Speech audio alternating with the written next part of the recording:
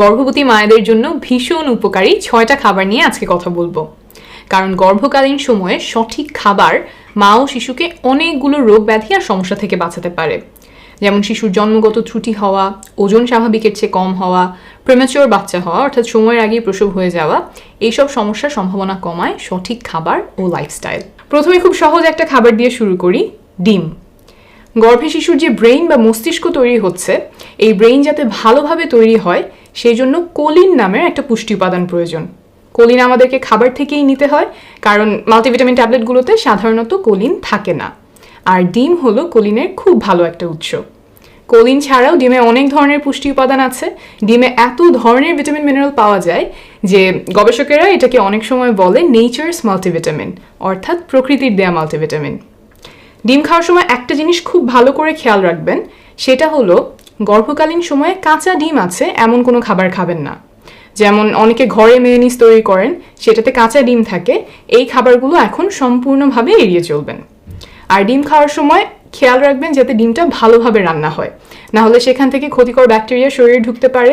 ডিমের কুসুম এবং সাদা অংশ দুইটাই যাতে ভালোভাবে সিদ্ধ হয় এটা খেয়াল রাখবেন, কুসুমটা যাতে নরম না থাকে। আর ওই যে কোলিনের কথা বললাম, কোলিন ডিম ছাড়াও অন্যান্য কিছু খাবার যেমন মুরগির মাংস, গরুর মাংস, দুধ এইসবেও পাওয়া যায়। এই খাবারগুলো পরিমাণ মতো আপনার খাবার তালিকায় রাখবেন। 2 নম্বরে বলবো এমন কিছু খাবারের কথা যেসব থেকে ক্যালসিয়াম পাওয়া যায়। গর্ভাবস্থায় ক্যালসিয়াম 2টা কারণে খুব গুরুত্বপূর্ণ। প্রথম কারণটা হলো গর্ভের শিশুর শরীরের হাড়গুলো মজবুত করার জন্য, দাঁত শক্ত করার জন্য ক্যালসিয়াম দরকার। আর দ্বিতীয় কারণটা হলো মায়ের ব্লাড প্রেশার স্বাভাবিক রাখার জন্য। যাদের আগে কখনোই ব্লাড প্রেশার বা রক্তচাপ নিয়ে কোনো সমস্যা হয়নি, প্রেগনেন্সিতে দেখা যায় এমন অনেকের ব্লাড প্রেশার বেড়ে যায়। কারো কারো ক্ষেত্রে ব্লাড প্রেশার বেড়ে গিয়ে কিছু জটিল রোগও দেখা দেয়, যেমন প্রি-এক্লাম্পসিয়া, তারপর এক্লাম্পসিয়া নামের রোগ। তো এই সব রোগের সম্ভাবনা কমাতে সাহায্য করে ক্যালসিয়াম। তাহলে মা শিশু দুইজনের সুস্থতার জন্য ক্যালসিয়াম প্রয়োজন। আর খাবারের মধ্যে ক্যালসিয়ামের সবচেয়ে ভালো উৎস হলো দুধ। এখন আসি তাহলে কতটুকু দুধ খাবেন। অনেকগুলো গবেষণা থেকে দেখা গেছে যে গর্ভাবস্থায় প্রতিদিন 3 কাপ পরিমাণ দুধ খাওয়া প্রয়োজন। দুধ দিয়ে তৈরি খাবার যেমন টক দইও খেতে পারেন। মিষ্টি দইয়ের চেয়ে টক দইটা বেশি স্বাস্থ্যকর, তাই দই খেলে টক দইটা খাওয়ার চেষ্টা করবেন।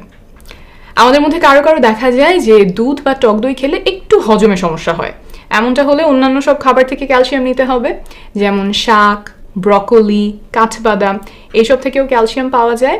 কিন্তু আপনার যদি মনে হয় যে আপনি খাবার থেকে পর্যাপ্ত পরিমাণে ক্যালসিয়ামটা নিতে পারছেন না, তাহলে অবশ্যই আপনার ডাক্তারকে জানাবেন। তিনি দেখতে পারবেন যে আলাদা করে আপনার ক্যালসিয়াম ট্যাবলেট লাগবে কিনা।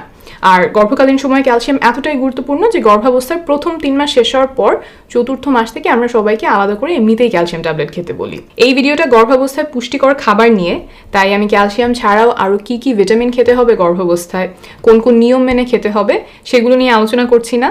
আমরা একটা প্রেগনেন্সি অ্যাপ তৈরি করেছি, সেখানে এই সব কিছু নিয়ে বিস্তারিত বলা আছে। আমি অ্যাপের লিঙ্ক কমেন্টে আর ডিসক্রিপশন বক্সে দিয়ে দিব, আপনারা সেখান থেকে দেখে নিতে পারেন। আচ্ছা, এখন আসি আর পরের খাবারে, সেটা হলো শাক। গর্ভাবস্থায় আমরা শাক খাওয়ার পরামর্শ দেই অনেকগুলো কারণে, আমি এখানে 2টা কারণ বলি। শাকে ভালো পরিমাণে ফোলেট ও আয়রন থাকে। মায়ের গর্ভে যে শিশুর মাথার খুলি তৈরি হচ্ছে, ব্রেইন তৈরি হচ্ছে, মেরুদণ্ড বা শিরদাঁড়াটা তৈরি হচ্ছে, এগুলো ভালোভাবে তৈরি হওয়ার জন্য ফোলেট দরকার হয়। ফোলেটের যদি অভাব হয় তাহলে শিশুর নানান ধরনের জন্মগত ত্রুটি হতে পারে। খুব অল্প কিছু ক্ষেত্রে মাথার খুলিটা পুরোপুরি তৈরি না হয়েই শিশু জন্মাতে পারে, তখন কয়েক ঘন্টার বেশি সাধারণত শিশু বাঁচতে পারে না। তো মা বাবার জন্য এটা খুবই কষ্টদায়ক ঘটনা, কিন্তু এখন এমন হওয়া অনেক কমে গেছে, কারণ গর্ভাবস্থায় ফোলেটের উপর অনেক জোর দেওয়া হয়। খাবার থেকে তো ফোলেট নিতে বলা হয়ই, পাশাপাশি যেহেতু এটা এতটা গুরুত্বপূর্ণ, গর্ভবতী মায়েদেরকে আমরা আলাদা করে ফোলিক অ্যাসিড ট্যাবলেট খেতে বলি। আর শাক থেকেও এই পুষ্টি উপাদানটা পাওয়া যায়। তারপর আয়রন নিয়ে বলি, মায়ের শরীরে নতুন রক্ত তৈরি করতে আয়রন দরকার হয়। আয়রনের অভাব হলে মায়ের শরীরে রক্ত স্বল্পতা হতে পারে, শিশুর ওজন কম হতে পারে, সময়ের আগেই প্রসব হয়ে যেতে পারে। আর সময়ের আগে প্রসব হওয়া মানে যে কিছুদিনের জন্য অসুবিধা সেইটা না, বড় হওয়ার পরেও এটা সন্তানকে নানানভাবে ভোগাতে পারে। লাখ লাখ মানুষের উপরে অনেক বছর ধরে গবেষণা করে দেখা গেছে, যারা সময়ের আগে জন্মেছে তাদের আগেই বিভিন্ন ধরনের রোগ হওয়ার সম্ভাবনা কিছুটা বেশি থাকে, যেমন হার্টের রোগ, ডায়াবেটিস, হাই ব্লাড প্রেশার, কিডনির রোগ। এই রোগগুলো দেখা দেওয়ার সম্ভাবনা কিছুটা বেশি থাকে যাদের সময়ের আগেই জন্ম হয়। তো এই যে দুইটা পুষ্টি উপাদানের কথা বললাম, ফোলেট এবং আয়রন, এই দুইটাই গর্ভাবস্থায় এতটা গুরুত্বপূর্ণ যে আমরা খাবারের পাশাপাশি এগুলো আলাদাভাবে ট্যাবলেট হিসেবেও খেতে বলি। আর খাবারের মধ্যে এই দুইটা পুষ্টি উপাদানের খুব ভালো একটা উৎস হলো শাক। আর এগুলোর পাশাপাশি শাকে অন্যান্য আরও অনেক ধরনের ভিটামিন মিনারেল আছে, তাই গর্ভাবস্থায় নিয়মিত শাক খাওয়ার চেষ্টা করবেন। পারলে প্রতিদিনই কোনো না কোনো ধরনের শাক খাবেন। পালং শাক, পুঁই শাক, ডাঁটা শাক, পাট শাক, লাউ শাক, কলমি শাক, কচু শাক, হেলেঞ্চা শাক, যখন আপনি যেটা হাতের কাছে পান। তবে অবশ্যই রান্নার আগে ভালো করে শাক ধুয়ে নেবেন, না হলে সেখান থেকে শরীরে ক্ষতিকর রোগ জীবাণু ঢুকতে পারে। 4 নাম্বার খাবার হলো ভিটামিন সি আছে এমন ধরনের খাবার। কেন ভিটামিন সি প্রয়োজন সেটা আগে একটু বলি। আপনারা জানেন যে আমাদের শরীর কিছু ভিটামিন জমিয়ে রাখতে পারে, যেমন ভিটামিন ডি জমিয়ে রাখতে পারে, কিন্তু ভিটামিন সি এর ক্ষেত্রে তেমনটা না। আমাদের শরীর ভিটামিন সি জমিয়ে রাখতে পারে না, আবার ভিটামিন সি এসে তৈরিও করতে পারে না। তাই প্রতিদিন আমাদেরকে খাবার থেকেই ভিটামিন সিটা নিতে হয়। প্রেগন্যান্সিতে শরীরের অন্য সময় থেকে বেশি ভিটামিন সি প্রয়োজন হয়। ভিটামিন সি কেন দরকার হয়? শিশুর দাঁতের মাড়ি এইসব তৈরিতে সাহায্য করে ভিটামিন সি। মজবুত হাড় গঠন করতে ভিটামিন সি প্রয়োজন হয়। আর শরীর যেহেতু ভিটামিন সি জমিয়ে রাখতে পারে না, সেই জন্য গর্ভাবস্থায় প্রতিদিন ভিটামিন সি আছে এমন খাবার খাওয়ার প্রয়োজন। আমরা সাধারণত চিন্তা করি যে শুধুমাত্র টক জাতীয় ফল থেকেই বুঝি ভিটামিন সি পাওয়া যায়। টক জাতীয় ফল ছাড়াও আরও অন্যান্য অনেক ধরনের খাবার থেকেও ভিটামিন সি পাওয়া যায়। আমি এখানে কয়েক ধরনের খাবারের কথা বলে দিচ্ছি যেখান থেকে ভিটামিন সি পাওয়া যায়। এগুলো জানা থাকলে আপনার যখন যেটা সুবিধা সেগুলো খাবার তালিকায় রাখতে পারবেন। যেমন টমেটো, ফুলকপি, বাঁধাকপি, ক্যাপসিকাম, ব্রকোলি, করলা, কাঁকরোল। তারপর একটু আগে যে শাকের কথা বললাম, শাক থেকে ভিটামিন সি পাওয়া যায়। আর ফলের মধ্যে আমড়া, জাম্বুরা, বরই, কমলা, মালটা, স্ট্রবেরি, কিউই ফল, এগুলো থেকে যে বেশ ভালো পরিমাণে ভিটামিন সি পাওয়া যায় সেটা আপনারা অনেকেই জানেন। সবজি রান্নার সময় একটা জিনিস খেয়াল রাখবেন যে তাপে কিন্তু ভিটামিন সি নষ্ট হয়।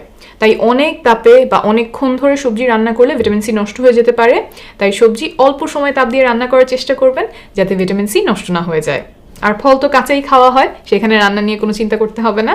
টমেটোও কিন্তু কাঁচা খাওয়া যায়, সুন্দর করে কেটে সালাদ করে খেয়ে ফেলতে পারেন, সেখান থেকেও আপনি ভালো পরিমাণে ভিটামিন সি পাবেন। এরপরের যে খাবারের কথা আমি বলবো সেটা হলো ডাল, এবং ডাল কিভাবে রান্না করে খাবেন। তবে তার আগে আমি ডাল খাওয়ার কথা কেন বলছি তার 3টা কারণ বলি। প্রথম কারণ, আমাদের শরীরে যে পরিমাণে প্রোটিন বা আমিষের দরকার হয় আমরা অনেকেই সেটা প্রতিদিন খাই না, কারণ আমাদের খাবারের মধ্যে ভাতটাই অনেক বেশি খাওয়ার অভ্যাস।